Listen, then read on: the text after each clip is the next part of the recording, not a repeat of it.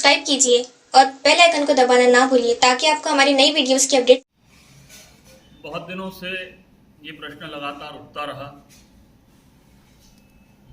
कि एक निर्दलीय विधायक मैं बनूंगा तो क्या करूं, क्योंकि कुछ लोगों को ये गलतफहमी है कि किसी दल से ही कोई विधायक बन के सेवा कर सकता है। उस गलतफहमी को भी मैं दूर करना चाहता हूं। एक विधायक यदि सेवा करने का संकल्प ले तो वो बहुत कुछ कर सकता है, अपने माध्यम से भी, सरकार के माध्यम से। कई लोग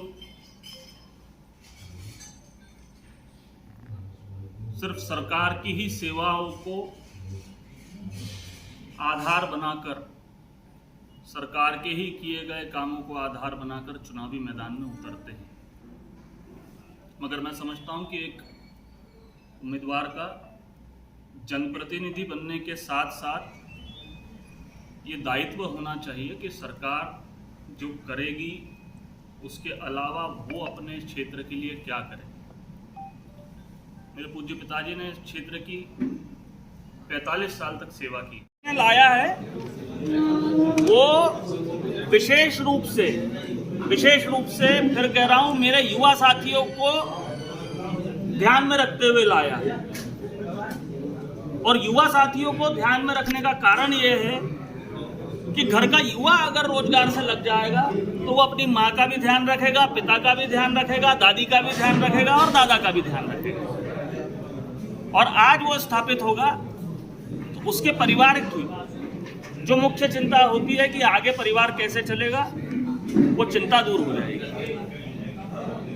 किसानों के लिए ये जांच की जाएगी कि किसी प्रकार का कोई वायरस तो नहीं है। आपके परिवार के कितने एकड़ जमीन आप देने का बोल रहे हैं? 150 एकड़। मतलब आप बिना किसी सरकारी मदद के आप निर्दलीय होने के कारण शहर में कुछ करना चाहते हैं? बिना किसी सरकारी मदद के। मापदंड क्या रहेगा जमीन देने का? मापदंड यही है कि जो उद्योग लगाएंगे उनको 18 महीने का विंडो पीरियड हम देंगे। 18 महीने तक के तो उनसे कुछ नहीं लेंगे, उसके बाद भी लेंगे तो मात्र 1 रुपया वर्ग, ताकि उनका स्वाभिमान बने।